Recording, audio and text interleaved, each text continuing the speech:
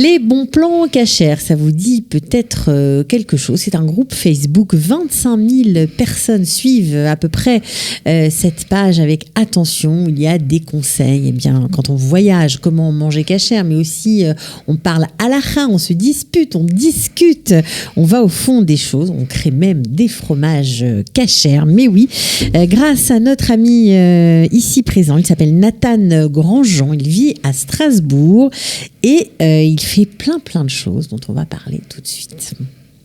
Coup de pouce, découvrez le savoir-faire et les idées des entrepreneurs au Lille.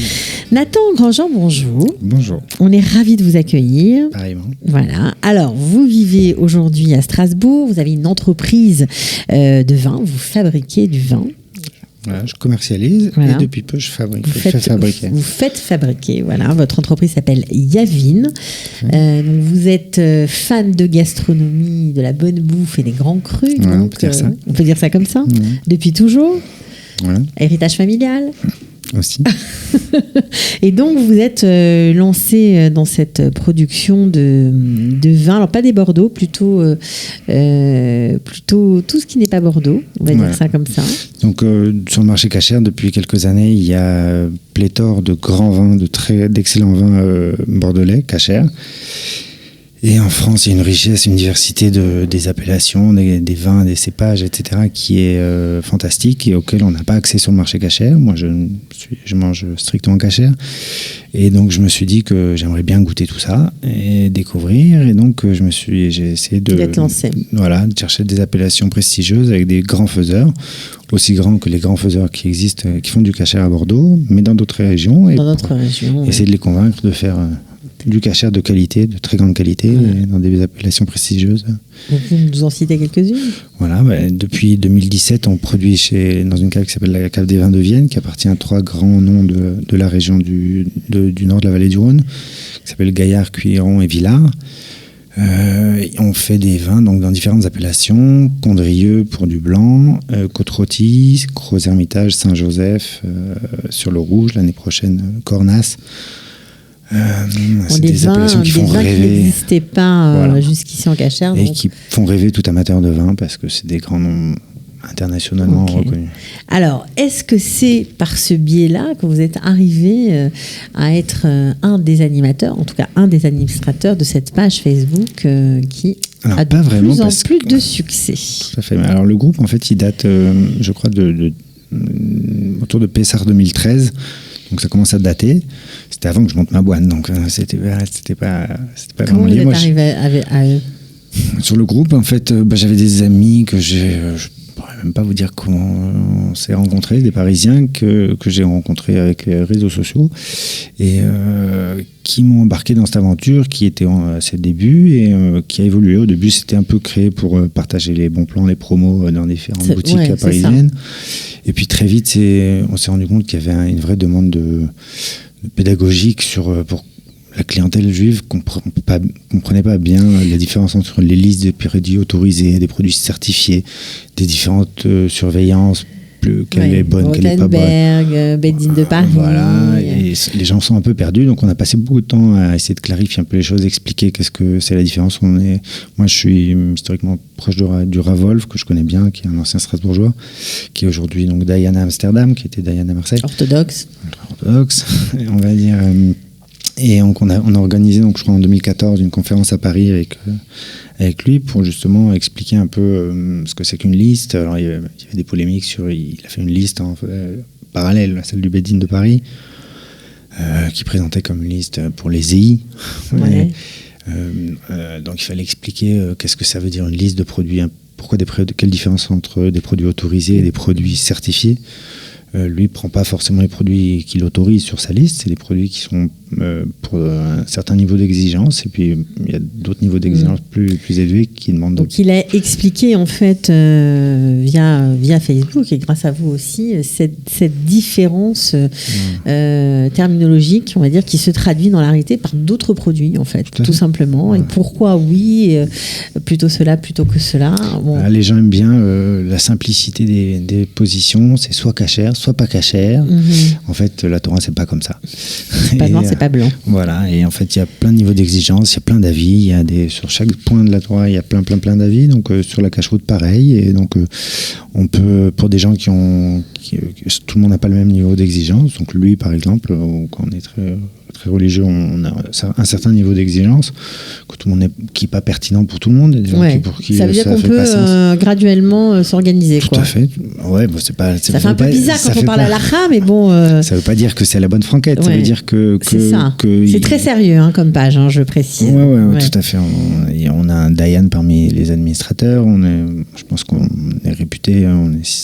Non, c'est sérieux. Vous faites des enquêtes sur les usines, notamment. Vous parlez vraiment de halakha, vous mettez les choses clairement sur la table. En même temps, on prétend pas être. On prétend pas être décisionnaire. Bien sûr. Nous, on fait des enquêtes en connaissant les problématiques. On soumet après à des personnes compétentes qui nous disent oui, ça suffit pour valider ou pas. Il y a des débats d'idées sur la page. Ouais, il y a plein de positions dans le judaïsme, donc on retrouve forcément dans le groupe. Des fois, ça fait un peu des tensions, mais on a appris à gérer tout ça. Alors, ce qui est génial, c'est que vous vous êtes rendu compte aussi, vous vous adaptez aux gens qui se connectent à votre page. Ça voyage beaucoup en Europe notamment, et vous aidez les gens, les voyageurs qui veulent manger cachère à se débrouiller, soit parce que vous indiquez les produits qui ne sont pas forcément connus quand on est dans un autre pays, qu'on peut consommer et qui serait éventuellement sur la liste du pays où on voyage, soit donner des trucs. Par exemple, le pain en Italie, il y a beaucoup de légendes sur le fameux pain italien, comme quoi on ne pourrait pas le manger parce qu'il serait fait à base d'huile de saindoux. Bon, alors franchement, on est une équipe variée. Très compliquée, ouais. sur le groupe et sur les administrateurs. Et c'est vrai que chacun a son domaine de compétences. Moi, je ne suis pas un grand spécialiste du pain en Italie, mais c'est vrai que j'ai donné un exemple pour qu'on se rende compte. C'est vrai que l'avantage d'être un groupe comme ça, dynamique, sérieux, motivé, qui se donne les moyens de ses compétences, c'est que les gens nous font confiance. On est sérieux et les gens connaissent les administrateurs, savent que c'est pas la bonne. On ne trouve pas tout et n'importe quoi, on ne laisse pas dire n'importe quoi sur le groupe. Donc on vérifie quand quelqu'un donne des infos, on vérifie, on contredit si c'est faux, si on pense que c'est une erreur, ça peut être une erreur. Donc il y a un vrai travail sérieux. Donc les gens, quand ils sont sur le groupe, c'est vrai qu'ils sont rassurés. Ils savent que si c'est qu'ils parlent à des gens qui maîtrisent ce dont ils parlent. C'est vrai que donc on connaît bien toutes les listes des différents pays, ce qui est valable à tel endroit, à tel autre. C'est bien utile pour les gens, d'avoir beaucoup de services. Oui, c'est très utile, forcément. J'imagine une maman coincée qui doit acheter un lait de bébé, qui ne sait pas quoi faire, ou des médicaments, je ne sais pas. Donc il y a beaucoup de d'endroits où ça doit aider. Ouais, bon, après, les gens voudraient bien qu'on puisse répondre à tout dans l'instantané. Mais avec 25 000 membres, ça fait qu'il y a tout le temps en permanence une centaine de postes en attente qu'on ne peut pas gérer immédiatement. On a une vie. Il y a un petit temps d'attente, mais vous le faites quand même. À part ça, non, des fois, on ne sait pas répondre, on peut pas répondre, donc on va pas prétendre qu'on sait répondre quand on ne peut pas. On n'a pas la science infuse, on ne sait pas tout. Donc on préfère pas se mouiller quand on est sur lequel on ne se mouille pas, sur lequel on ne pense pas compétent, mais... Ouais. Alors, vous faites plein de choses aussi grâce à cette page, et notamment cette aventure virtuelle s'est transformée dans le réel, puisque vous êtes lancé, alors ça c'est incroyable, dans une production de fromage de top qualité, on va dire, de fromage qui a priori n'est pas cachère. Vous avez fait une production cachère. Ouais. Alors ça c'est dingue. C'est vous qui vous en êtes occupé ? Ouais, c'est un peu mon délire perso. Donc comment vous les avez embarqués tous avec vous ? Moi, ça me motive dès qu'on parle de bonne bouffe, mais disons que, en fait, je pense qu'il y a plein de gens que ça fait rêver d'accéder à des produits qui sont réputés comme étant de qualité, étant bons, mais qui ne sont pas accessibles à des gens qui mangent strictement cachère. Et donc, et en même temps, le côté associatif, maintenant on a une association de consommateurs. En plus, avec qui va avec la page. Voilà. Et en fait, donc on s'est dit, on a un public, on a une chance incroyable en fait d'avoir 25 000 personnes qui nous suivent, qui nous font confiance. Oui, ça donne du poids. Ça veut dire qu'on s'est dit, si on fait une petite production, on y arrivera à l'écouler. Si on cherche bien, on peut faire des trucs un peu fous, quoi. En expliquant bien ce qu'on fait. Je pense qu'on a excellé au niveau de transparence sur la production, etc. Parce que ce qui existe peu finalement dans l'industrie du cachère, où tout est un peu opaque, tout n'est pas clair. Donc là, c'est très clair. C'est très transparent. On a été incroyablement transparent. Je trouve que c'était vraiment sympa comme expérience de ce point de vue-là aussi de partager ça. Bon, ça s'appelle comment le fromage que vous avez? Alors c'est du Saint-Nectaire. C'est du Saint-Nectaire, donc c'est du fromage AOP, donc appellation d'origine protégée.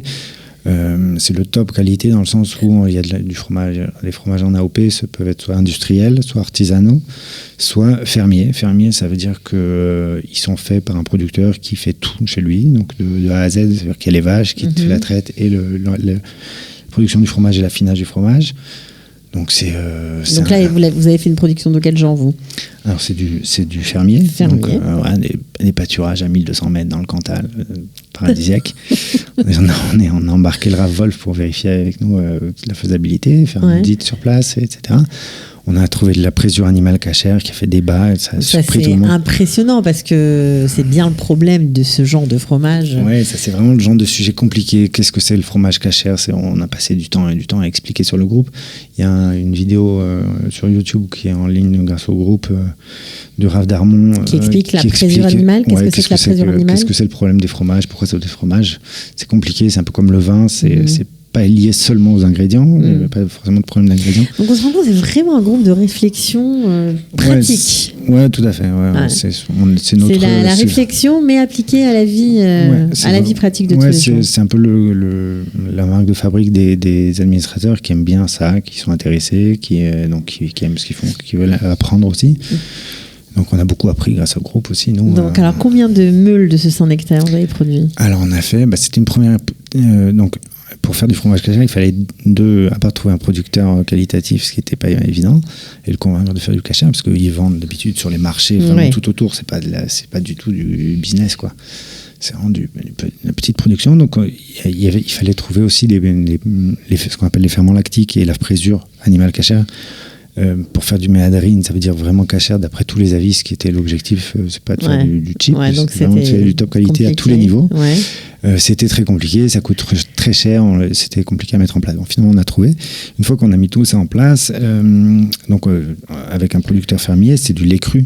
Donc vraiment, on fait pas mieux au niveau qualité. Les crus, ça veut dire des normes drastiques au niveau sanitaire.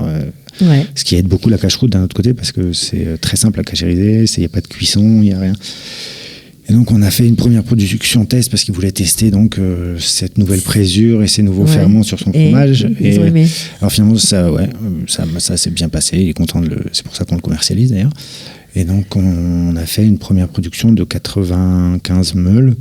Pas mal quand même. Vous les avez toutes vendues? On a tout vendu en demi-meule grâce au groupe. On dispatchait sur des différents points de vente à Paris en dépôt-vente. Incroyable, c'est fou. On achetait déjà on espère que ça s'élargira et faire d'autres fromages. Mais si on fromage ou autre? On ne sait pas, la vie est pleine de surprises avec vous. Vous m'avez l'air. Fromage il y a un an, je n'aurais pas cru, donc je ne vais pas me limiter, mais c'est vrai que c'est sympa, on aime bien faire ça. C'est un chouette projet en tout cas, vraiment incroyable. Alors s'il y a des gens qui nous écoutent, on est demandeur d'un peu de coup de pouce sur Paris notamment. En fait, on cherche des partenaires, on essaie de fonctionner en circuit court, pas rajouter des intermédiaires. D'accord, donc vous cherchez des partenaires pour distribuer les meules, pour vendre les meules à la découpe, ce qui serait énorme. Alors, le Saint-Nectaire, pas forcément, mais donc c'est vrai que c'est pas. Si on veut faire d'autres fromages comme là-bas, il faut du Cantal ou ça. Voilà, il faut que si on veut que ça se pérennise et de développer un petit peu. Alors, avis à la population, si vous habitez Paris, si vous pouvez, vous avez une fromagerie, je sais pas, une crèmerie, si vous vendez une épicerie, si vous êtes OK pour vendre du très très bon fromage, du top qualité à la découpe. Qui se vend facilement. Voilà, faites-vous connaître ou ils envoient un message sur la page peut-être. Sur le groupe Bon Plan Cachère ou si vous avez une page Facebook, vous personnelle, Nathan Grandjean.